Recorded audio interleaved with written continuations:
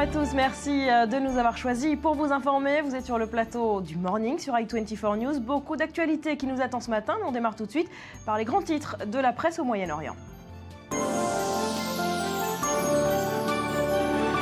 Et le grand titre ce matin, Cyril, c'est évidemment l'Iran et les 5+1 qui se retrouvent à Genève pour négocier un accord. Du côté de la presse israélienne, on semble plutôt résigné. Oui, c'est le mot. Barack Obama a demandé hier aux sénateurs de ne pas muscler les sanctions contre l'Iran. Le Premier ministre britannique David Cameron s'est entretenu par téléphone avec le président iranien Rouhani. Bref, depuis Genève, où il a été dépêché par son journal, le Israel Hayom. Pour Boaz Bismuth, cela ne fait plus aucun doute. Il faut se rendre à l'évidence. Un accord entre le P5+1 et Téhéran est tout proche. Même tonalité chez nos confrères du quotidien à grand tirage Yediot Aharonot. Les grandes puissances sont en route pour un accord crucial avec l'Iran. Alors toutefois, Netanyahou refuse de s'avouer vaincu, galvanisé par la visite du président français François Hollande. Eh bien, le Premier ministre israélien, vous le voyez sur cette caricature, baguette au poing, entend bien en découdre avec Obama et Rouhani au coin de la rue. Un des 7 presse signé Moshik à ne surtout pas manquer ce matin dans les pages du Yediot. Alors la campagne diplomatique de Netanyahou le conduit aujourd'hui au Kremlin pour tenter de convaincre le président Poutine de durcir les termes d'un accord avec Téhéran, avec l'énergie du désespoir peut-être, mais selon des proches du Premier ministre consultés par le Maariv, eh bien Netanyahou ne voudrait rien avoir à se reprocher en cas d'accord entre l'Iran et le 5+1. Dans un ultime effort, Netanyahou reviendra-t-il bienheureux de Moscou, comme Basile le Bienheureux, qui a donné son nom à cette cathédrale de la Place Rouge? Parviendra-t-il à accrocher une kippa sur le dernier clocher qui n'est pas encore enturbané par la politique pro-chiite du Kremlin? C'est donc un dessin de l'excellent Shlomo Cohen à apprécier ce matin dans les colonnes du Israel Hayom. Alors d'équipage, on découvre encore et toujours ce matin dans les pages du quotidien iranien Iran Daily. Ce sont celles des quelques dizaines de juifs iraniens rassemblés, on s'en doute spontanément bien sûr, devant les bureaux de l'ONU à Téhéran pour manifester en faveur du droit de leur pays à produire de l'énergie atomique. Voilà pour ce dossier iranien, on en parle dans un instant avec notre invité Avi Pazner, mais direction tout de suite les kiosques de Beyrouth au lendemain de l'attentat sanglant qui a fait 23 morts. Oui, des immeubles dévastés, des vitres brisées, des corps calcinés. Les journaux libanais ont sans doute consacrent naturellement leur une ce matin au double attentat suicide qui a frappé le quartier d'Al-Janah à Beyrouth, tout près de l'ambassade iranienne dans la capitale libanaise. Pour le Al-Mustaqbal anti-syrien, l'avenir, le terrorisme a frappé aux portes de l'ambassade iranienne. Le journal qui, vous le voyez, publie en médaillon la photo de cet homme. Il s'agit de Sirajdin Zrekat, un porte-parole des brigades Abdallah Azzam, un groupe lié à Al-Qaïda qui a revendiqué l'attentat.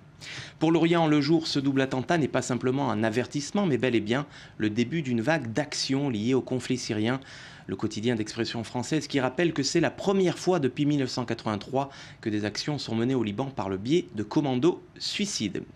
Alors tout autre son de cloche pour le quotidien Al-Ahbar, offrande royale à l'Iran, c'est le titre sévère du journal proche des thèses syriennes et du Hezbollah. Vous l'aurez compris, le journal pointe un doigt accusateur en direction de l'Arabie Saoudite. Oui, l'Arabie Saoudite qui, selon le journal, perd du terrain en Syrie, mais se suicide au Liban. Et on referme, si vous le voulez bien, Barbara, cette revue comme on l'a commencé, c'est-à-dire en rendant hommage aux caricaturistes. J'ai choisi celui du Al-Jumhuriyya ce matin. Vous le voyez, le cèdre du Liban, du drapeau libanais, est pris entre les tenailles de la dynamite avec ce titre. Le terrorisme frappe de nouveau le Liban. Allez, lisez vos journaux, je vous retrouve tout à l'heure. Et on se retrouve tout à l'heure, Cyril, pour aborder ce dossier au Liban. À tout à l'heure.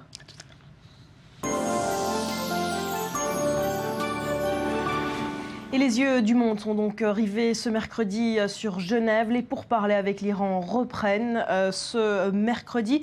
Un accord historique pourrait être signé dans la journée. Alors à quoi faut-il s'attendre? Élément de réponse signé Rebecca Benamou et on en parle juste après. À quelques heures de la conférence de Genève et alors que certaines puissances augurent déjà un accord signé, des dissensions apparaissent côté occidental.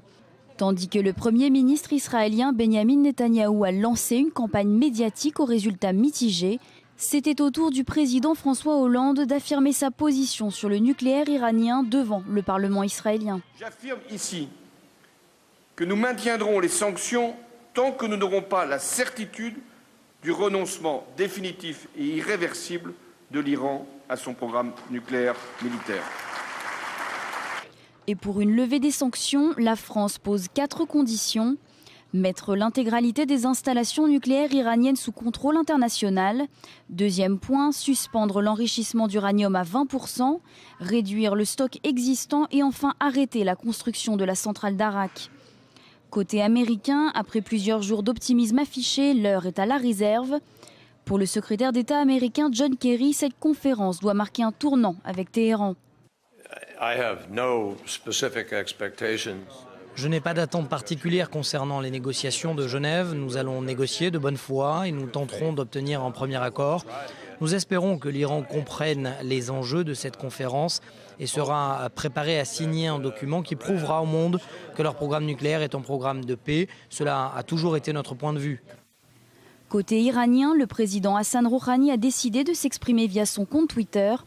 Ce lundi, il a mis en garde contre les demandes excessives des grandes puissances qui risquent, selon lui, de compliquer la conclusion d'un accord.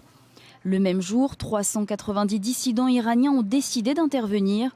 Ils s'affichent contre le régime des mollahs, mais en faveur d'un accord avec la communauté internationale. Journalistes, anciens députés, universitaires ou encore ex-détenus, c'est dans une lettre ouverte adressée à François Hollande qu'ils ont mis en garde contre une guerre et de nouvelles sanctions. Les signataires soutiennent entre autres qu'un accord entre l'Occident et l'Iran diminuerait la menace du fondamentalisme au Moyen-Orient.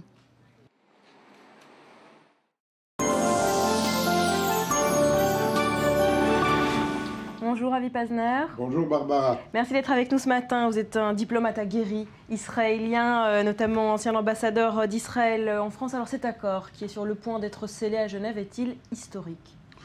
Je n'aime pas appeler un mauvais accord un accord historique, ok ? J'espère encore qu'il pourra être changé. Et vous voyez que notre Premier ministre lutte jusqu'à la fin. Il sera aujourd'hui à Moscou pour essayer de voir qu'est-ce qu'on peut encore faire. Malheureusement, un accord, je crois, va être signé. Et il est à espérer maintenant que la France et peut-être d'autres pays se joignent à la France pour arriver à transformer cet accord en quelque chose qui serait plus acceptable pour l'Europe, pour la région, et peut-être en fin de compte même pour Israël. C'est quoi un accord plus acceptable ? Que va demander Benyamin Netanyahou aujourd'hui à Vladimir Poutine à Moscou ? Eh bien, l'arrêt de tout enrichissement, la fermeture d'Arak et aussi l'éloignement de l'Iran du matériel qui a été enrichi à plus de 20% jusqu'aujourd'hui. Alors, je ne sais pas si Poutine va dire oui. Vous savez, il y a d'excellentes relations personnelles entre Poutine et Netanyahou. Mais la Russie a certaines politiques envers l'Iran depuis beaucoup d'années. Je ne sais pas s'ils sont prêts à changer. Mais peut-être, comme François Hollande, Vladimir Poutine écoutera Benyamin Netanyahou, comprendra qu'il y a là un vrai problème et fera quelque chose dans le bon sens. Pourquoi ne pas laisser une chance au président Rouhani ? Pourquoi ne pas le croire ici, à Jérusalem, comme le fait le reste du monde ? Parce que ce n'est pas lui qui décide. C'est lui c'est le type qui sourit et le monsieur qui décide. Et les grandes puissances ne le comprennent pas ? Eh bien, peut-être le comprennent. Vous savez, il n'y a pas plus aveugle que celui qui ne veut pas voir. Il y a beaucoup d'éléments dans les grandes puissances qui veulent avoir un accord avec l'Iran, je dirais presque à tout prix. Presque à tout prix. Pourquoi ils ne veulent pas voir quoi, les grandes puissances ? Écoutez, ils ne veulent pas voir qu'il y a un vrai danger. Ils ne veulent pas voir que le régime iranien est dirigé par Khamenei et non pas par Rouhani, que Khamenei est un extrémiste religieux, qu'il menace la sécurité de la région entière. Il y a beaucoup d'éléments qui, après 20 ans, 30 ans de tension avec l'Iran, veulent arriver à un accord, même si ce n'est pas un bon accord. Israël est seul aujourd'hui dans ce combat ? Nous ne sommes pas seuls. Je crois que beaucoup de pays de la région comprennent ce danger, comme l'Arabie saoudite, comme les Émirats, l'Égypte peut-être. La France, certainement, comprend les dangers. Il y a des pays qui comprennent les dangers. Je ne sais pas si leur poids est assez pour faire changer la balance. Mais nous, je peux vous dire, nous continuerons jusqu'au dernier moment. Est-ce que cette stratégie israélienne n'a pas échoué ? Après tout, un accord sera signé peut-être dans quelques heures. Ça dépend quel sera l'accord, Barbara. Si l'accord est meilleur, je ne veux même pas dire s'il est bon. Je crois qu'on a perdu tout espoir qu'il soit bon. Mais mettons qu'il soit meilleur que l'accord qui a été présenté il y a 2 semaines, c'est déjà un succès. Barack Obama l'a répété, les sanctions lourdes contre l'Iran ne seront pas levées. Que veut Israël de plus? Mais ça, c'est nouveau, par exemple, parce que il y a 2 semaines, nous avions entendu que les sanctions lourdes, ou une partie des sanctions lourdes seraient... Du pétrole, du secteur financier... Voilà. On avait eu des informations il y a 2 semaines qu'une partie de ces sanctions serait relevée. C'est grâce à Benjamin Netanyahou que Barack Obama a changé d'avis? Je crois que le combat de Benjamin Netanyahou a porté ses fruits. On verra ça dans quelques jours. Jusqu'à quel point ça a porté ses fruits. Voilà, il continue sa campagne tous azimuts. Il déclarait au Bild allemand en début de semaine que l'Iran a suffisamment de matériel fissi pour construire 5 bombes. Est-ce qu'il est en train de tourner au personnage hystérique, Benjamin Netanyahou, comme l'a titré le New York Times? C'est pas moi qui le dis. Oui, mais le New York Times n'a jamais aimé M. Netanyahou. Jamais. Il y a entre le New York Times et M. Netanyahou un bras de fer qui continue depuis longtemps. Vous savez d'ailleurs, Benjamin Netanyahou, du podium de l'ONU, a parlé du New York Times. Et vous comprenez cette image d'homme historique, d'homme hystérique, affolé? Non, pas du tout. Et je ne crois pas qu'il ait cette image. On peut être pas d'accord avec lui. Et certainement, il y a beaucoup qui ne sont pas d'accord. Mais tout le monde comprend que c'est un patriote israélien qui se bat pour une chose qu'il croit profondément être un danger pour Israël. Et aujourd'hui, c'est l'opération de la dernière chance? C'est une opération, je ne dirais pas de la dernière chance, mais c'est une opération pour essayer de convaincre le président russe qui, encore une fois, a des sentiments amicaux envers Et le président français, fort de l'accueil chaleureux qu'il a reçu aujourd'hui, va continuer à être tenace. La France va continuer à être tenace à Genève aujourd'hui? Mais Barbara, nous l'espérons beaucoup. Hollande a été reçu en ami ici. Je crois qu'il a charmé tout le monde. Et surtout, il a répété, encore une fois à la Knesset, il a répété encore une fois que la France n'acceptera pas un accord qui permettrait à l'Iran de continuer sa course vers l'arme nucléaire. J'ai confiance en la France. J'ai toujours eu confiance en la France et j'espère que Hollande restera fidèle à ses paroles. Un mot d'un autre pays, c'est la Grande-Bretagne. David Cameron a téléphoné au président Rouhani. Le monde lui ouvre ses bras. C'est ce que je disais tout à l'heure. Il y a beaucoup d'éléments, beaucoup de facteurs qui veulent absolument arriver à un accord avec l'Iran. Je ne dis pas que c'est spécifiquement la Grande-Bretagne, mais il y a beaucoup de facteurs dans le monde qui poussent les grandes puissances à arriver à un accord avec l'Iran. Et Israël doit voir que cet accord ne soit pas aussi mauvais que l'accord qui était présenté il y a 2 semaines. John Kerry, lui, un mot des Américains, a annulé sa visite prévue vendredi en Israël. Pourquoi? Écoutez, il a donné des raisons. Il voulait être avec sa famille pendant les fêtes de Thanksgiving.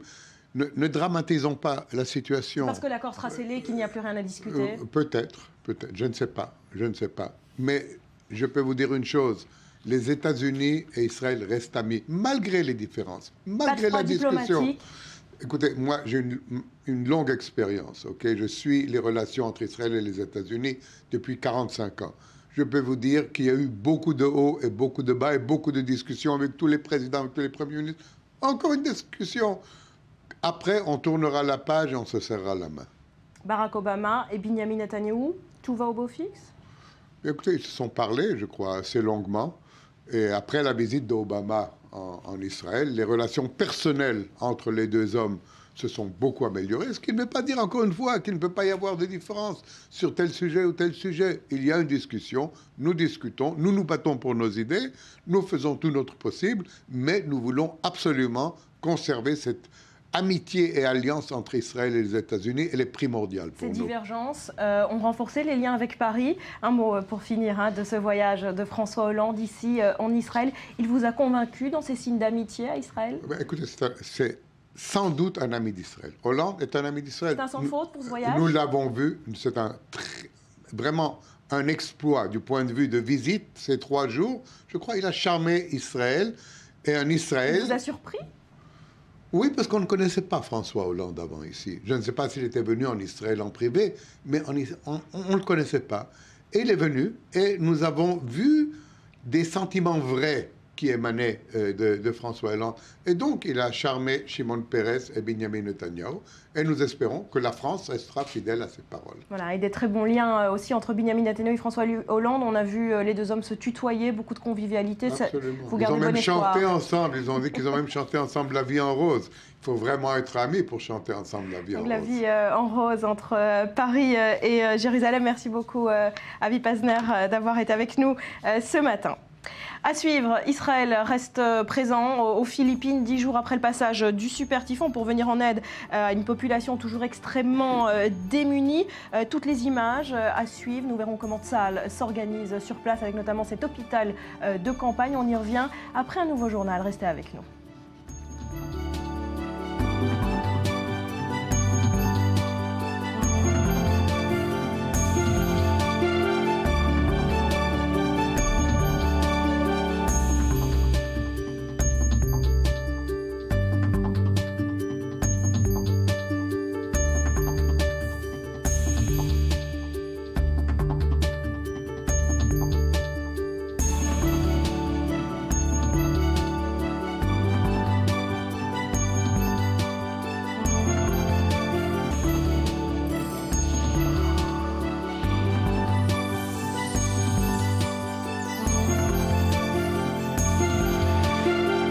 Sur le plateau du Morning, merci d'être avec nous ce matin. On poursuit avec les unes des grands quotidiens dans le monde, c'est la revue de presse internationale.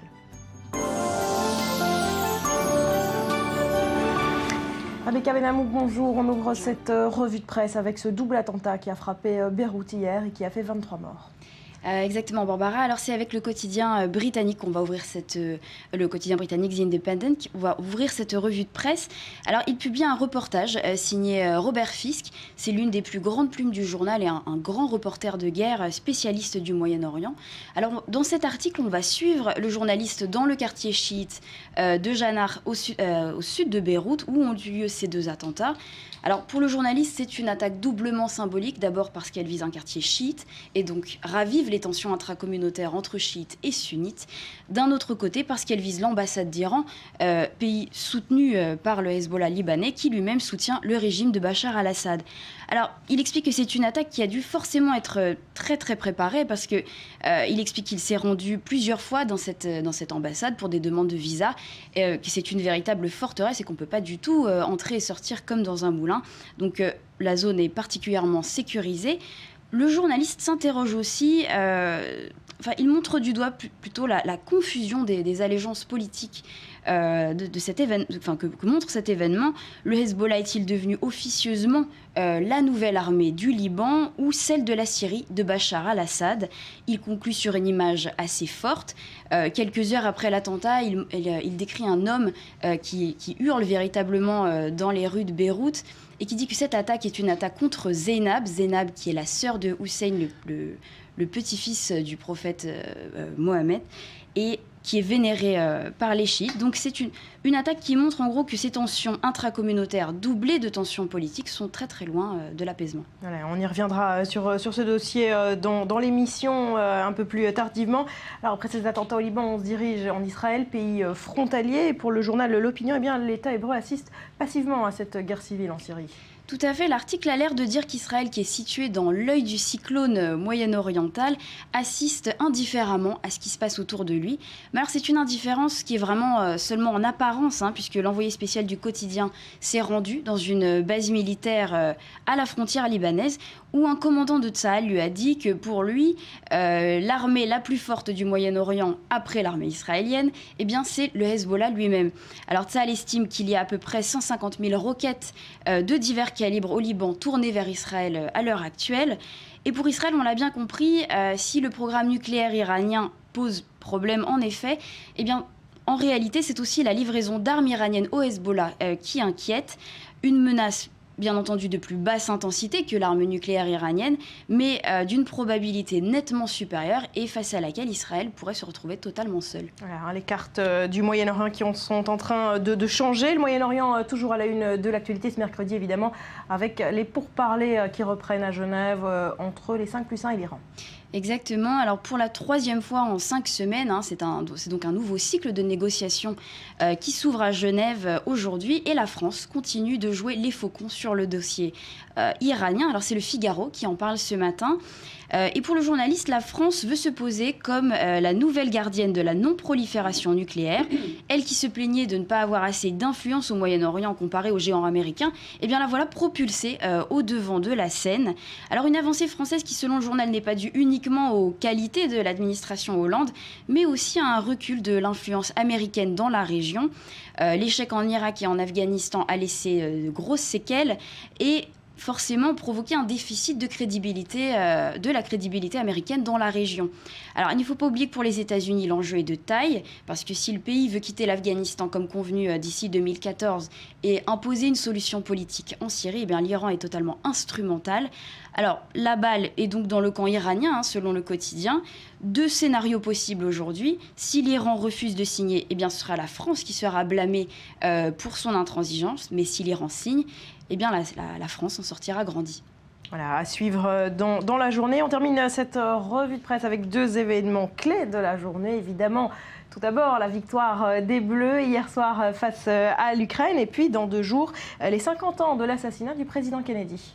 Oui, alors commençons par cette bonne nouvelle, cette victoire des Bleus contre l'Ukraine qui est à la une du Parisien aujourd'hui, avec un titre fort qui n'est pas sans rappeler la victoire des Bleus lors de la Coupe du Monde de 98. Rendez-vous donc, Barbara, au Brésil en 2014 pour le Mondial.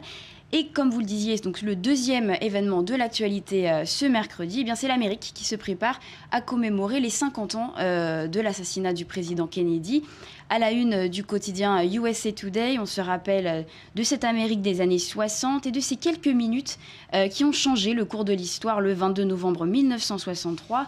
Et encore et toujours, eh bien, les 1001 hypothèses qui pourraient expliquer la mort de l'ancien président américain, à savoir cette thèse de la mafia, encore celle des anticastristes ou encore même la culpabilité de Lee Harvey Oswald. Voilà, beaucoup de questions qui restent sans réponse 50 ans après les faits. Merci beaucoup, Rebecca Benamou. Merci.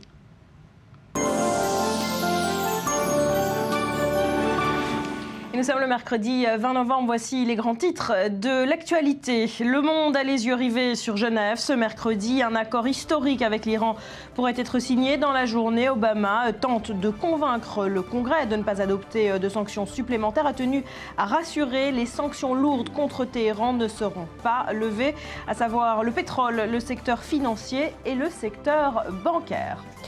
Et puis Benjamin Netanyahu estime pour sa part que l'accord est déjà scellé, mais qu'il est mauvais. Et c'est dans ce contexte que le Premier ministre israélien s'est envolé ce matin pour Moscou. Et c'est la tentative de la dernière chance pour Benjamin Netanyahu. Il tentera de convaincre Vladimir Poutine de durcir la teneur de cet accord. Et puis les manifestations ont repris hier soir, place Tahrir. Des blindés de la police sont entrés sur cette place du centre du Caire pour y disperser des manifestants pro- et anti-armés qui s'affrontaient à coups de pierre et de chevrotines. Au moins 16 personnes ont été blessées. Les manifestants ont détruit un monument érigé à la mémoire des victimes des quelques 3 ans de tourmente du pays, quelques heures seulement après son inauguration. L'image du jour. L'infosport du jour, la voici, c'est évidemment le cœur des Français qui est à la samba ce matin. Les Bleus se sont qualifiés pour la Coupe du Monde au Brésil en renversant hier soir l'Ukraine 3-0 au Stade de France. Les autres équipes qualifiées sont le Ghana, l'Algérie, le Portugal, la Grèce et la Croatie, en route donc vers le Brésil. Et l'image du jour, ce sont ces scènes de désolation en Sardaigne. Des inondations exceptionnelles ont fait 16 morts, 1 disparu et 2700 sinistrés. L'état d'urgence a été décrété par le gouvernement, mais la polémique enfle. Certains habitants n'auraient pas été prévenus à temps de cette tempête extrêmement violente.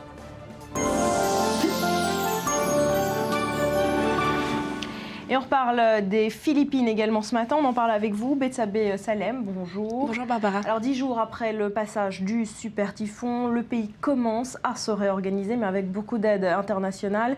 Et parmi les pays qui sont venus au secours des Philippines, il y a Israël. Une équipe de Tsahal a été envoyée sur place il y a une semaine. Quel est le bilan de cette première semaine? Alors le bilan, tout d'abord, c'est le bilan dramatique du typhon à ce jour. C'est plus de 4000 morts et 4 millions de personnes déplacées. Et après une semaine, comme vous le disiez, eh bien, le bilan de Tsahal, c'est que l'armée israélienne a soigné plus de 1000 personnes. Elle a mis au monde une quinzaine de bébés. Je vous propose plus de détails en images. La petite île de Bogo se trouve sur l'île de Sébou.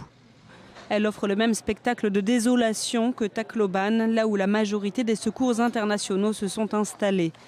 À Bogo, 90% des habitations ont été endommagées, les récoltes ont été détruites, l'électricité coupée. C'est là que l'équipe israélienne a monté un hôpital, 125 personnes en tout, des médecins généralistes, des médecins internes, des orthopédistes, des gynécologues et des obstétriciens, les principales catégories des professionnels de la santé. Ils traitent quotidiennement 300 patients. 24 heures après l'atterrissage de l'équipe israélienne, déjà un bébé voyait le jour dans l'hôpital. C'est un garçon de 2,150 kg. Ses parents l'ont appelé Israël. Nous avons choisi le nom Israël juste pour dire merci aux Israéliens qui m'ont aidé à le mettre au monde. Merci beaucoup. Et c'est la première d'une longue série de naissances avant terme. Les naissances prématurées sont fréquentes après des catastrophes qui laissent les futures mamans dans un état de choc.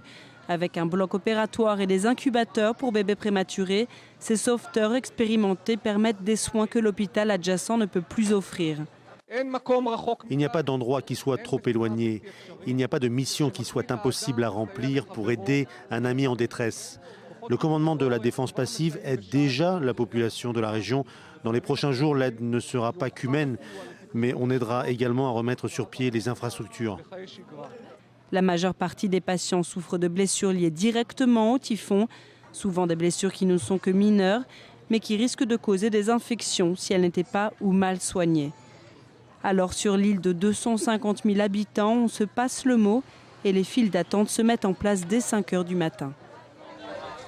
On vient de le voir dans le sujet, cet hôpital qui a monté Tsahal a l'air d'un hôpital en bonne et due forme avec beaucoup de médecins. C'est impressionnant. Un matériel de pointe. Ils ont pris tout ça avec eux depuis Israël jusqu'aux Philippines? Alors il y a un chiffre justement à retenir qui illustre l'ampleur de cette aide. L'armée israélienne a emporté avec elle 100 tonnes de matériel médical et humanitaire, de quoi tenir 2 semaines en tout, donc encore une semaine sur place. À noter que Tsahal a mis sur pied un département pour les enfants d'ailleurs que l'armée a décoré pour que ce soit agréable pour les enfants, un département pour les femmes, un service de soins ambulanciers, un département d'admission générale, tout ça orchestré donc par les médecins de Tsahal, des infirmières, des ambulanciers, des pharmaciens, des psychologues. La liste serait trop longue, mais en tout cas sachez qu'une équipe médicale qui est composée de 65 personnes. Et puis il y a la défense passive, ça c'est plus de 80 personnes, donc une très grosse équipe qui est chargée de coordonner l'aide à la population, de résoudre l'énorme problème de l'eau, des télécommunications. Et c'est important de le souligner, surtout les Israéliens qui sont sur l'île de Sébou, ils ne sont pas là que pour soigner, ils aident beaucoup dans les infrastructures. Justement, hier, un tweet de Tsahal racontait qu'ils aidaient à la reconstruction d'une école, par exemple. Alors, une aide très impressionnante, on l'a vu. D'ailleurs, la NBC a tourné un reportage sur place à Bogo. On en a vu les premières images. Je pense qu'on va revoir ces images. Voilà, la chaîne américaine a souligné combien le choix d'établir un hôpital dans la ville de Bogo était judicieux. C'est une petite ville qui a été touchée par le typhon, mais surtout qui était déjà très pauvre avant le passage du cyclone et qui n'a pas profité de l'attention de la part de la communauté internationale comme Tacloban, par exemple. Alors, la journaliste Sandy Snyderman, qui est elle-même docteur, explique qu'elle a toujours été fascinée par la façon dont Tsahal procure des soins médicaux dans des conditions extrêmement précaires. Voilà pour les équipes de Tsahal sur place aux Philippines. Merci beaucoup Betsabé. Merci à vous. Et dans ce contexte, on parle toujours d'Israël animé, on vient de l'évoquer par ce principe, accorder l'aide humanitaire, médicale à chaque personne dans le besoin, peu importe son identité. Dernier exemple en date, c'est la petite fille du chef du Hamas qui est soignée dans un hôpital israélien. Ismaël Haniyeh, le chef du Hamas, un leader qui a multiplié les appels à la lutte armée contre Israël, un pays dont il n'a jamais reconnu l'existence, et c'est pourtant en Israël que sa petite fille vient d'être hospitalisée. Amal a franchi la ligne verte, priez pour elle. C'est en ces termes que le fils du chef du Hamas a annoncé le départ de son enfant vers un hôpital israélien. La petite fille a été admise dimanche à Petah Tikva dans le centre du pays. Le transfert exceptionnel serait le fruit d'une étroite coopération entre les autorités israéliennes et le ministère palestinien de la Santé. Âgée d'1 an, la petite Amal souffre d'une grave infection du système digestif étendue à son système nerveux. Sur ces images, Ismaël a nié au chevet de l'enfant dans un hôpital de Gaza avant son transfert vers l'État juif. Diagnostiquée en état de mort clinique, les médecins israéliens ont conclu à l'impossibilité de la sauver. Elle a donc été rapatriée à Gaza lundi soir. Dans un communiqué, le centre hospitalier Schneider a rappelé qu'il s'occupe d'enfants venus d'Israël et de l'étranger, sans aucune distinction de religion ou de nationalité. Une façon, selon l'hôpital, de refléter sa volonté de servir de pont pour la paix. Selon l'Organisation mondiale de la santé, des milliers d'habitants de Gaza sont soignés dans des hôpitaux en Israël chaque année.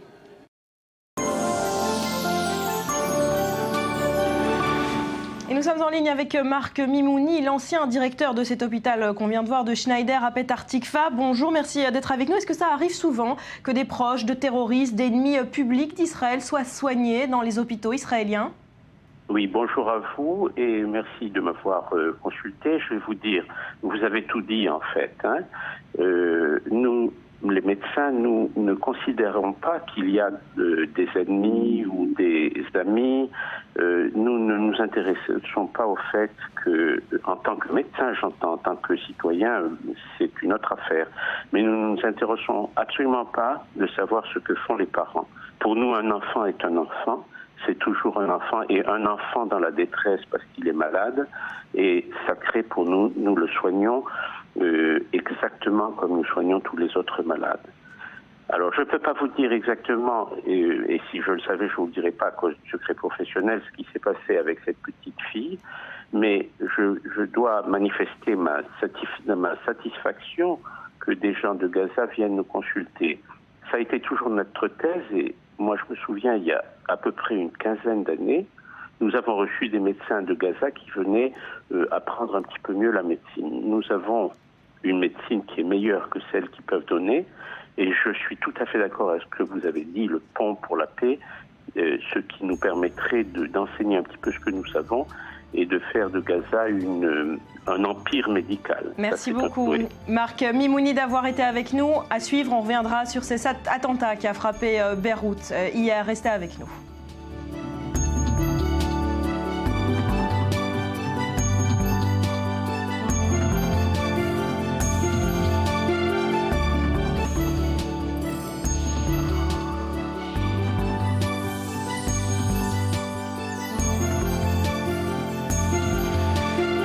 Merci d'être avec nous. Autre titre de l'actualité de ce mercredi, c'est ce double attentat qui a frappé Beyrouth hier. Dans la matinée, 23 personnes ont été tuées. Un attentat devant l'ambassade d'Iran à Beyrouth. L'Iran, vous le savez, c'est l'allié du régime syrien et du Hezbollah. 3 acteurs de ce que l'on nomme l'axe chiite du monde musulman. Rappel des faits en images et on en parle juste après.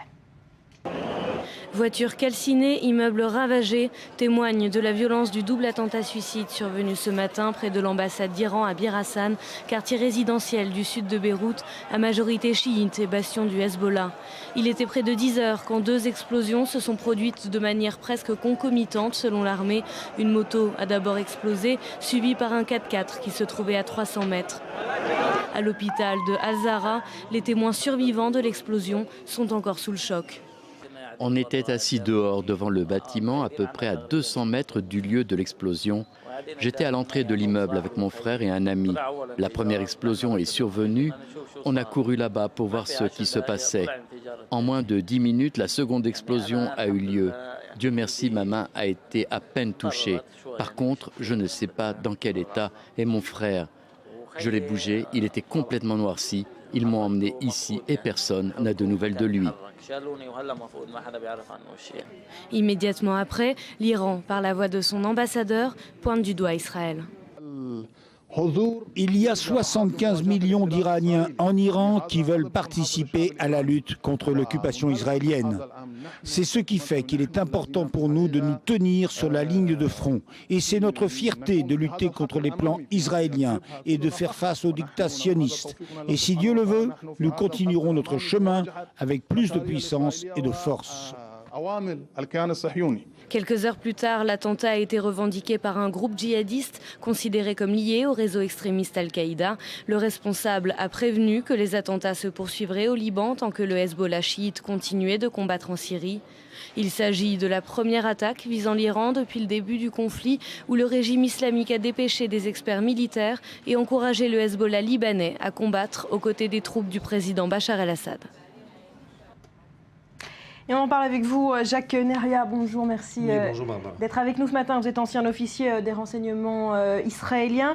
Alors, est-ce qu'on peut parler de l'attaque la plus sérieuse sur le sol libanais depuis le début du conflit en Syrie? Précisément contre un objectif iranien, oui. Mais en fait, rappelez-vous que depuis juillet, en fait, c'est la troisième attaque. C'est la troisième attaque suicide dans les quartiers chiites. Donc, comme vous l'avez dit tout à l'heure, c'est l'axe chiite qui est contre l'axe sunnite ici. Ce sont les sunnites qui ont réagi. Et je pense que c'est un début qui est très marqué dans le nord, à Tripoli, entre deux grands quartiers, un sunnite et un alawite, donc chiite. Et tout cela, c'est en train de se propager lentement sur le Liban. Sans doute, cela va dominer la scène libanaise dans les prochains mois. Alors, un mot de ce groupe qui a revendiqué l'attentat, un groupe affilié à Al-Qaïda, les brigades Abdullah Azzam. Qui sont ces hommes? Alors, ce sont des groupuscules, ce sont des nébuleuses d'Al-Qaïda qui se trouvent un peu partout dans le monde arabe, en Afrique du Nord, en Arabie, dans le Moyen-Orient.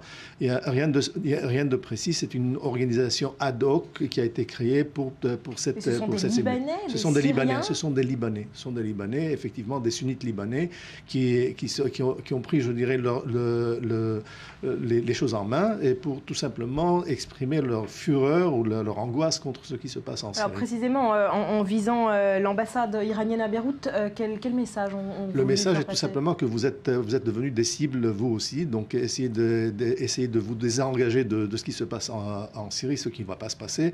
Donc j'imagine que la prochaine étape, ça sera de continuer dans la région des chiites, donc dans le sud de Beyrouth, mais surtout à Baalbek, là où les gardes révolutionnaires sont tout simplement se promènent librement sans aucun problème. C'est l'Iran ou le Hezbollah qui a été visé en premier lieu? C'est les deux. De toute façon, vous dites Hezbollah, c'est quoi? Le Hezbollah, c'est l'Iran, c'est un proxy, donc il travaille pour l'Iran, il est à la sorte de l'Iran, il est dirigé par l'Iran. Il n'y a pas de différence, ce n'est pas une organisation libanaise, ce n'est pas une organisation de libération, je dirais, libanaise, c'est une organisation de chiite qui est au service des Iraniens. Le Hezbollah, est-ce qu'il va encore payer cher ce prix de sa participation à la guerre syrienne? Écoutez, chaque jour qui passe, et comme la guerre civile en Syrie devient une guerre de tranchées, plus ou moins, je dirais que les pertes de Hezbollah seront beaucoup plus nombreuses et sérieuses. Dans les 2 dernières semaines, il y a déjà plus de 40 combattants qui ont été tués. J'imagine que ça va continuer. Donc, je dirais cette espèce d'écoulement de sang continuera et peut-être qu'amènera Hezbollah à penser autre chose. Déjà, on voit qu'il est en train de mobiliser les jeunes de 16 ans, 17 ans pour garder les positions à Beyrouth et dans les environs de Baalbek, ce qui veut dire qu'il manque déjà de combattants. Voilà, le Hezbollah, c'est une claque de plus pour le Hezbollah, mise à mal par ce conflit syrien. Tout à fait. Je pense que Hezbollah a perdu mondialement, je dirais internationalement, et sur la scène arabe.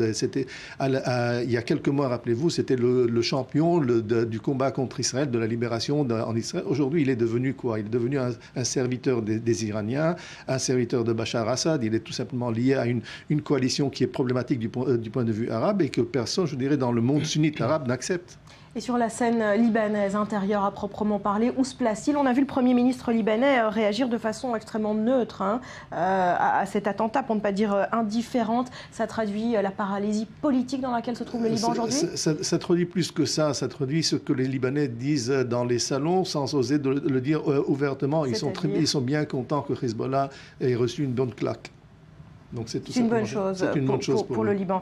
Alors Cyril, on va parler de cette affaire également avec vous. On vient de l'évoquer, cet attentat rappelle à quel point le conflit syrien s'est importé sur le sol libanais. Vous avez enquêté sur ce sujet, mais au sujet d'Israël, et vous nous apprenez que l'armée israélienne est en train de revoir finalement ses estimations sur les scénarios d'une prochaine attaque possible du Hezbollah contre Israël. Oui, absolument, Barbara, vous avez raison de le souligner. Vous savez, depuis 2006, les renseignements militaires israéliens s'évertuent de tenter d'imaginer à quoi ressemblerait un nouveau round de violence avec le Hezbollah. Eh bien, paradoxalement, si un nouveau conflit avec le mouvement chiite libanais est à exclure à ce stade par les renseignements militaires israéliens, eh bien, s'il devait éclater à l'avenir, eh bien, le Hezbollah bénéficierait d'un soutien de ses alliés chiites dans la région, à savoir donc l'Iran et la Syrie. Autrement dit, Barbara, Téhéran et Damas ne resteraient pas les bras croisés en cas de conflit entre l'État hébreu et le Hezbollah. Alors, on peut dire que c'est un changement de logiciel radical pour les militaires israéliens. Jusqu'à présent, l'armée israélienne estimait peu probable que les Iraniens et les Syriens participent à une guerre entre le Hezbollah et Israël. Mais vous savez, la guerre civile, on vient de le dire, la guerre civile en Syrie a changé radicalement la donne. Elle a eu pour conséquence de renforcer considérablement cet axe tripartite entre Téhéran, Damas et le Hezbollah. Et les estimations des renseignements militaires israéliens sont guère réjouissantes. On parle de relations très intimes entre ces trois-là. Et ces trois-là qui ne font plus qu'un front. Et le jour venu, si un conflit devait impliquer l'un ou l'autre des protagonistes, eh bien ce front-là se retournerait contre Israël. Voilà, un front uni, mais un conflit qui est à exclure pour le moment, c'est ce qu'estiment les renseignements israéliens? Oui, tout à fait. À ce stade, un nouveau round de violence, comme je le disais, est à exclure pour la simple et bonne raison qu'on vient de le dire. Le Hezbollah est enlisé jusqu'au cou dans la guerre civile syrienne. Il envoie le meilleur de ses troupes combattre aux côtés de l'armée régulière syrienne. On se souvient, il y a quelques semaines, du combat crucial, décisif à Qousser. Et à l'heure où je vous parle, et dans les jours qui viennent, se prépare un combat très âpre dans la région montagneuse d'Al-Kalamoud. C'est la région qui sépare la frontière, enfin qui est à la frontière, à proximité de la frontière entre la Syrie et le Liban, et à partir de laquelle est approvisionné depuis le Liban le régime syrien. Donc ça, c'est un premier élément de réponse. Deuxième élément de réponse, c'est que je dirais que depuis 2006, il faut bien le reconnaître, le Hezbollah est engagé dans une course à l'armement. Il s'équipe d'armes sophistiquées, notamment grâce à l'Iran, et il a peut-être réussi, il faut bien l'admettre, à installer un espèce d'équilibre de la dissuasion avec Israël, un équilibre de la dissuasion ou de la terreur qui empêche peut-être les deux parties de se livrer à de nouvelles aventures belliqueuses à la frontière. Les nouvelles aventures belliqueuses, s'il y en a, serait également avec la Syrie qui rentrerait dans le jeu et s'allierait au Hezbollah pour attaquer Israël. Oui, ou tout simplement s'allierait au Hezbollah ou à l'Iran, si l'Iran était attaqué par Israël, si les installations nucléaires de l'Iran étaient attaquées par Israël. Et pourquoi ? Tout simplement parce que Bachar al-Assad est redevable envers ses alliés chiites.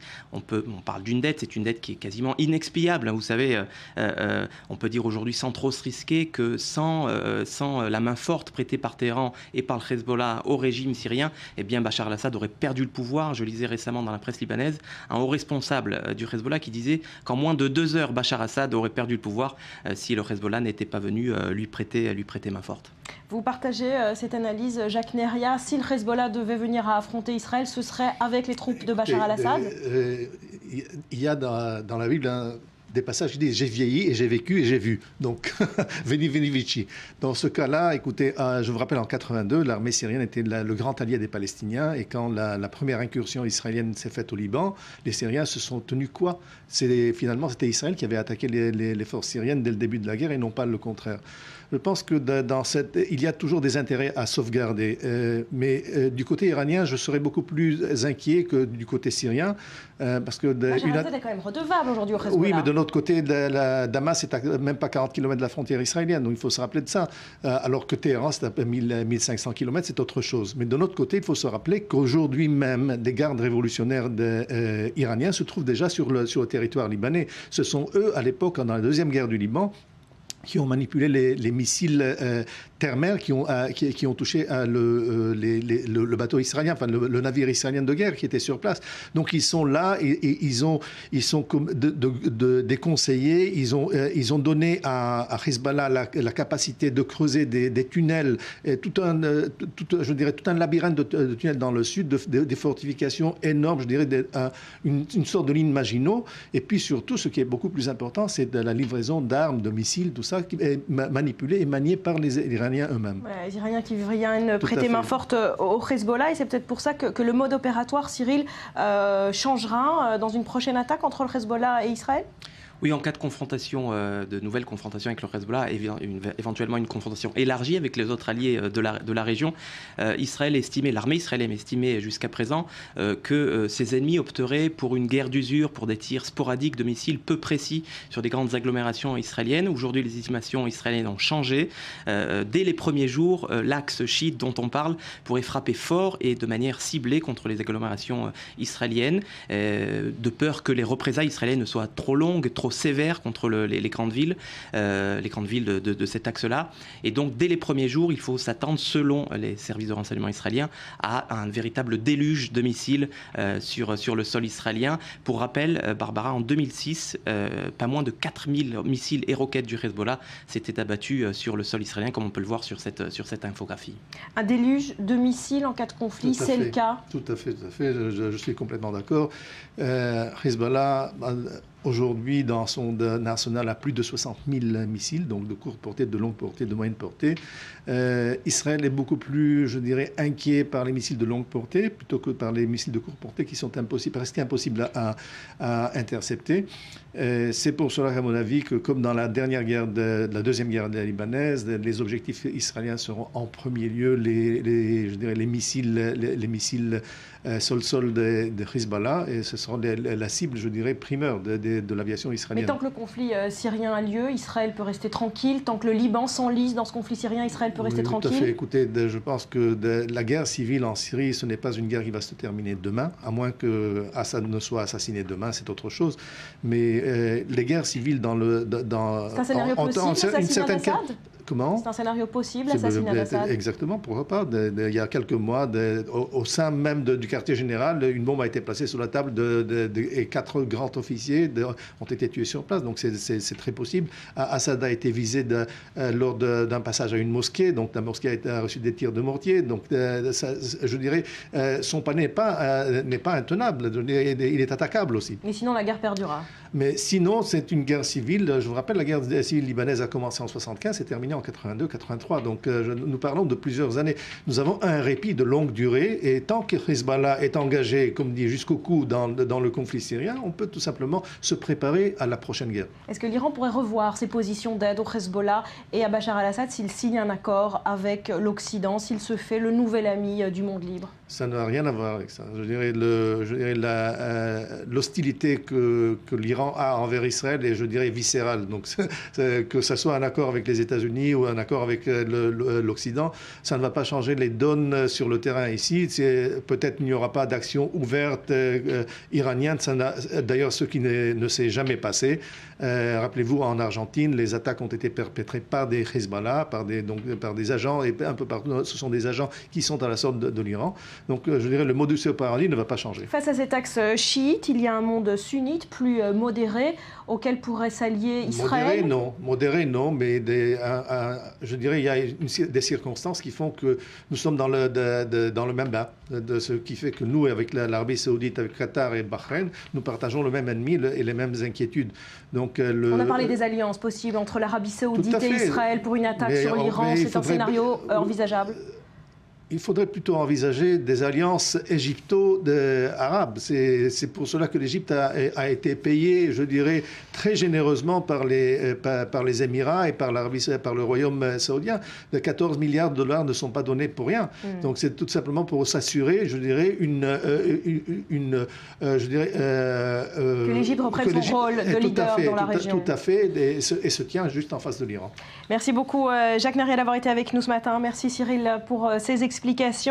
À suivre, Bitstrip, c'est l'application qui fait fureur en ce moment, vous la reconnaissez. Et si vous ne savez pas de quoi il s'agit, eh bien restez avec nous, on vous expliquera tout après un nouveau journal.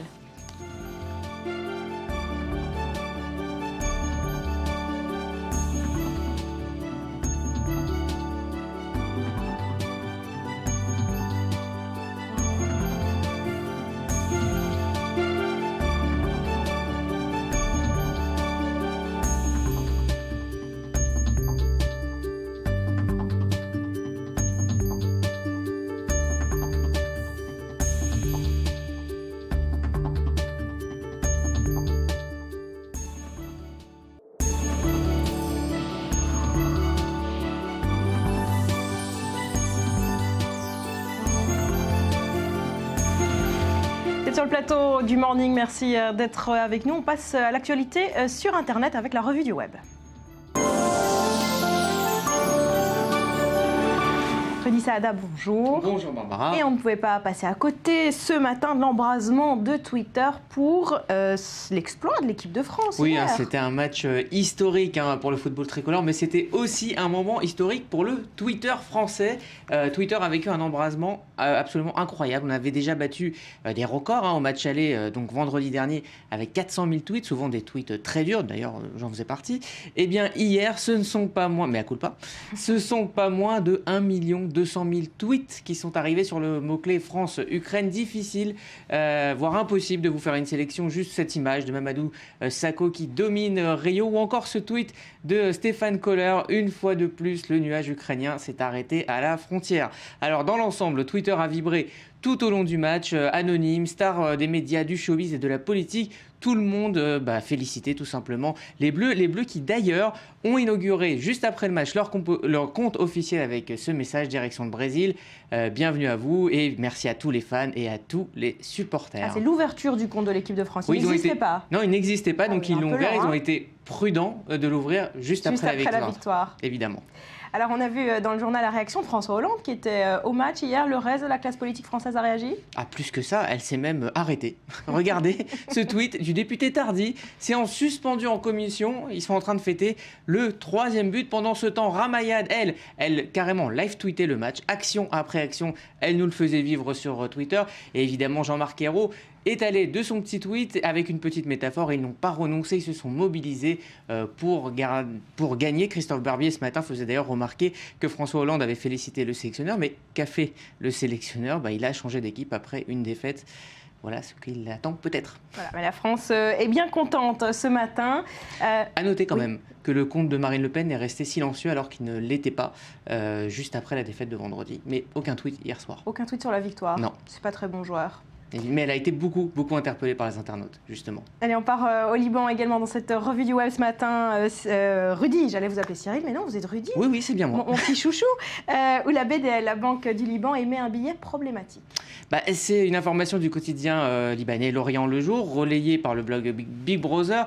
Alors l'idée était pourtant bonne à la base. Pour fêter les 70 ans de son indépendance, le Liban édite une série de 50 000 billets de banque, de 50 000 livres, à peu près 25 €. Sur le billet, on voit, que l'on voit d'ailleurs sur ce tweet, c'est un joli logo, 70 ans d'indépendance, sauf que indépendance est écrit avec un A, c'est-à-dire l'orthographe britannique, anglaise, et non pas avec un E, comme on devrait le faire en bon français. Il n'en fallait pas moins pour faire réagir les internautes libanais qui tweetaient le billet dès qu'ils l'avaient dans les mains, dès qu'ils avaient la chance de l'avoir dans les mains. Et évidemment, des parodies sont arrivées, comme ce peut-être futur billet de 100 000 livres fait par le tweetos Jimmy, à la façon donc d'un enfant de 4 ans. Voilà, la banque avec un E. La banque avec un E. Qui est bien envoyée. La question est de savoir que vont devenir ces billets. Ils sont encore valables aujourd'hui ? Alors, ils vont être laissés en circulation. Ils sont valables. Ils vont sûrement devenir objet de collection, à savoir que face à ce buzz, le gouverneur de la banque libanaise, Riyad Salamé, a réagi et pour lui c'était bien une faute de l'imprimerie britannique. Il a déclaré à L'Orient le Jour toujours: j'ai entendu dire qu'à la BDL on ne savait pas écrire le français, mais je tiens à préciser qu'on sait parfaitement l'écrire.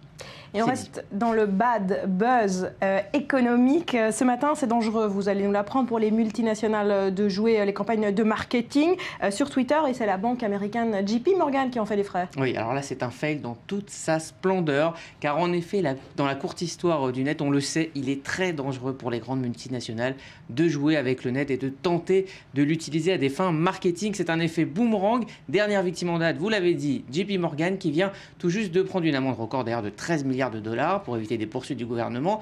Ils essayent de redorer leur blason en se livrant sur Twitter à une sorte de questions-réponses avec un hashtag AskJPMorgan. Opération lancée le 14 novembre à 13h, comme on pouvait le voir. Et ce qui devait arriver arriva. C'est un flot discontinu de 80 000 tweets sarcastiques, voire carrément tweets d'insultes qui ont été publiés, alors que, entre autres gentillesses, on pouvait lire les questions du type: à partir de quel montant d'amende votre organisation criminelle cesse-t-elle d'être profitable, ou encore combien de personnes sont devenues sans abri à cause de vous. Et pour finir, qu'est-ce que ça fait de savoir comment vous échappez tout le temps aux poursuites. Donc ce genre de questions pas forcément très, très sympa pour la banque. Et qu'a fait la direction de la banque? Il a arrêté les frais? Évidemment, il fallait complètement arrêter l'hémorragie. Même pas 1h30 plus tard, ce tweet, demain, question-réponse annulée, mauvaise idée. Alors c'est devenu depuis un objet de moquerie sur le net et cette campagne est l'exemple à ne pas suivre. Pour conclure, regardez ce tweet, Jean-Éloi Pénicaud, spécialiste en communication, il le dit, la maîtrise de la conversation Twitter n'appartient pas aux entreprises, quels que soient leurs moyens. Voilà, et les dirigeants des grandes banques et les institutions financières n'ont pas la cote ce matin, Rudy, sur Internet, mais il semble qu'on ait passé un cap en matière de violence. Oui, alors sur Internet, il y a ce qu'on appelle le dark web, c'est-à-dire un web qu'on ne voit pas, qu'on ne peut pas trouver sur Google. Eh bien, Ben Bernanke, le patron de la Fed, Barack Obama, le président américain et Keith Alexander ont un point commun, leur tête a été mise à prix sur Internet. Je vous parle donc de ce dark web, un Internet que vous ne trouverez pas sur Google, et dans cet Internet, il y a ce site Assassination Market, monté par un homme qui se définit lui-même comme un crypto-anarchiste. C'est un véritable appel au meurtre, tout simplement. 25 000 $ pour la tête de Barack Obama ou 75 000 pour le patron de la Fed. C'est bizarre. On le trouve où ce dark web alors si c'est pas sur Google? Alors il faut passer par des filtres, il y a des moteurs de recherche, donc c'est un web souterrain, on peut y trouver des armes, on peut y trouver de la drogue. Beaucoup de gens commencent à vraiment s'y intéresser. Un web de l'ombre. C'est un web absolument de l'ombre. Et alors donc les gens qui participent à cette collecte de fonds, finalement le font avec des bitcoins, la fameuse monnaie dont on parle beaucoup, parce qu'elle est incontrôlable, elle est virtuelle, mais en tout cas ça reste vraiment de l'argent, mais on ne peut pas savoir d'où elle vient et voilà, et d'où elle part. En tout cas, c'est une dérive très inquiétante du web. Voilà, c'est un exemple encore du dark web à surveiller. Merci beaucoup, Rudy Saada. À demain. À demain. Et nous sommes le mercredi 20 novembre. Voici les grands titres de l'actualité. Le Monde a les yeux arrivé sur Genève ce mercredi. Un accord historique avec l'Iran pourrait être signé dans la journée. Obama, qui tente de convaincre le Congrès de ne pas adopter de sanctions supplémentaires, a tenu à rassurer. Les sanctions lourdes contre Téhéran ne seront pas levées, à savoir le pétrole, le secteur financier et le secteur bancaire. Et puis Benjamin Netanyahu estime pour sa part que l'accord est déjà scellé, mais qu'il est mauvais. Et c'est dans ce contexte que le Premier ministre israélien s'est envolé ce matin pour Moscou. Tentative de la dernière chance pour Benjamin Netanyahu. Il tentera de convaincre Vladimir Poutine de durcir la teneur de l'accord. Et puis les manifestations ont repris hier soir, place Tahrir. Des blindés de la police sont entrés sur cette place du centre du Caire pour y disperser des manifestants pro et anti-armés qui se sont affrontés à coups de pierre et de chevrotines. Au moins 16 personnes ont été blessées. Les manifestants ont détruit un monument érigé à la mémoire des victimes des quelques 3 ans de tourmente du pays, quelques heures seulement après son inauguration.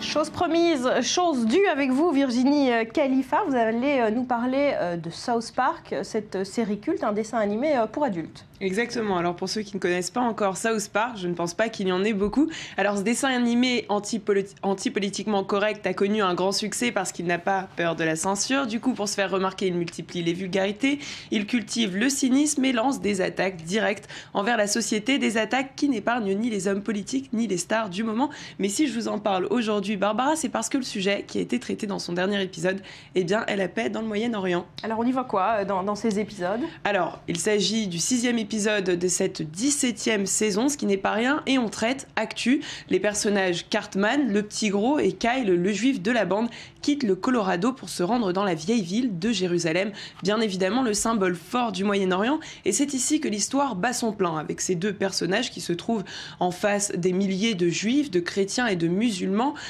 Cartman, qui a fait une mauvaise blague à Kyle en déguisant une vache normale en vache rousse pour se moquer des sémites, va finalement provoquer la paix dans le Moyen-Orient, car cet animal, qui est extrêmement rare, était utilisé à l'époque des temples pour des sacrifices dans le cadre d'un rituel de purification lié à une prophétie qui touche les religieux de la ville, qui eux s'empressent de se réunir très vite au cœur de Jérusalem, quelle que soit leur religion, pour découvrir la bête, considérée dans le film comme un signe envoyé du ciel pour annoncer la fin du monde.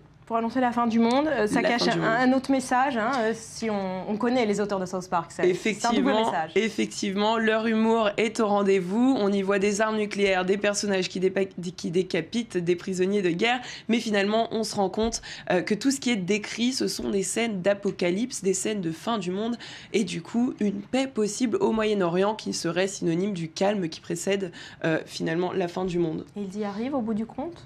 Et au bout du compte, ils y arrivent sur une très très courte période. Après un joli plan où les peuples se battent tous soudés pour la même cause, on tombe très vite de nouveau dans la vulgarité. La vérité est finalement dévoilée, les peuples n'ont plus d'intérêt commun et on comprend que la paix est éphémère. Alors, est-ce que vous savez pourquoi les auteurs de South Park ont décidé de traiter de ce sujet maintenant, après 17 saisons, comme vous l'avez dit ? Eh bien Barbara, vous le savez, on est sur une chaîne d'information, c'est pas moi qui vais vous l'apprendre, et c'est ce que l'on aborde tous les jours dans les médias. Trey Parker et Pierre Matt, qui sont les auteurs de South Park, produisent leur épisode en moins d'une semaine. Du coup, on utilise l'actualité pour écrire des histoires qui pourraient toucher le plus grand nombre de téléspectateurs. On termine avec autre chose, en beauté ? Avec une petite surprise, comme d'habitude, je pense toujours à vous, Barbara. On va terminer en musique avec un extrait de cet épisode. Je vous laisse regarder.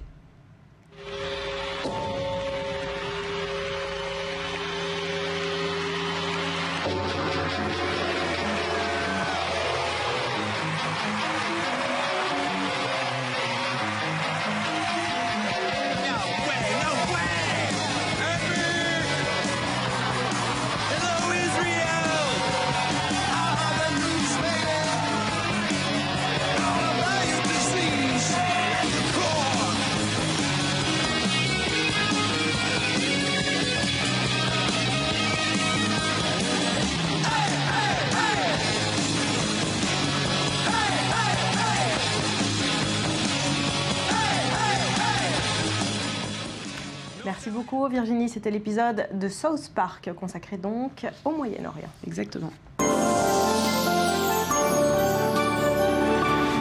Des infos en bref également ce mercredi. D'abord en économie, l'info à retenir aujourd'hui, c'est JP Morgan qui solde ses comptes. La banque était poursuivie pour son rôle dans le déclenchement de la crise de 2008. On s'en souvient, elle devra désormais verser 13 milliards de dollars pour y mettre un terme. C'est de loin la plus grosse somme jamais atteinte dans le cadre d'un accord à l'amiable avec les autorités pour une banque et aussi pour une entreprise seule. Et puis en sport, l'info de la journée, c'est évidemment le cœur des Français qui est à la Samba ce matin. Les Bleus sont qualifiés pour la Coupe du Monde au Brésil. Ils ont réussi à renverser l'Ukraine 3-0 hier au Stade de France. Les autres équipes qualifiées sont le Ghana, l'Algérie, le Portugal, la Grèce et la Croatie.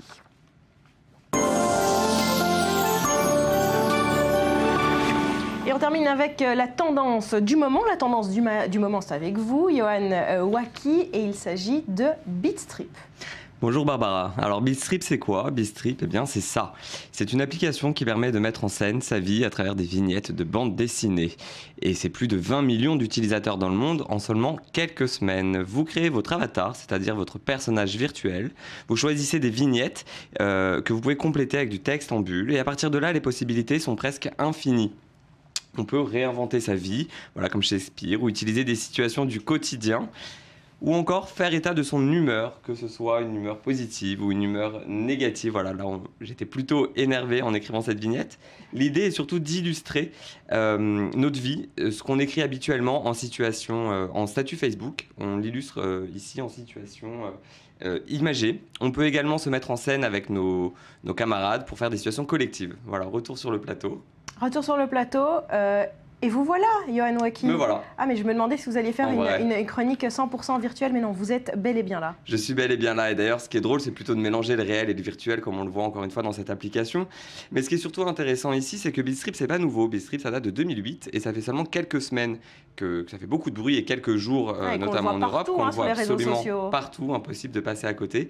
L'idée, c'est qu'en fait, l'application vient de se lier à Facebook et c'est seulement depuis qu'elle est liée à Facebook que l'application a complètement décollé. Exactement. Alors, si je comprends bien, c'est pas un jeu en fait, hein ? C'est pas un jeu. C'est une application. C'est une application, c'est plutôt ludique. Et ce qui est très intéressant ici, c'est que si ça pouvait aider le marché de la bande dessinée à se démocratiser un peu plus auprès du grand public, ce serait un vrai point positif. Car les BD sont souvent mises de côté par le grand public et c'est plutôt dommage, car elles représentent un vrai support artistique au potentiel énorme. On en trouve encore la preuve aujourd'hui et il faut savoir que le marché de la bande dessinée a enregistré une baisse de 17% des ventes en volume entre 2005 et 2012, selon le cabinet d'études GfK. Et c'est pour ça que je regarde avec la créativité de Bitstrip avec un regard un peu intéressé, car si les nouvelles technologies pouvaient aider à la démocratisation de la culture, ce serait vraiment une bonne chose.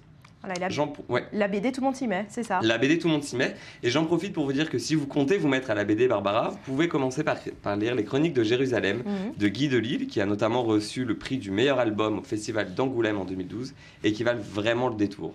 On se quitte en musique, en vignette et en musique, avec le dernier clip d'Avril Lavigne, version Bitstrip. On écoute. You're not alone, together we stand. I'll be by your side, you know I'll take your hand. When it gets cold and it feels like the end, there's no place to go, you know I won't give. Voilà pour notre conseil du jour, voyez votre journée en vignette et en images. Merci beaucoup Yohan Waki, c'est la fin de cette émission, merci infiniment de l'avoir suivi. Passez une très belle journée, portez-vous bien.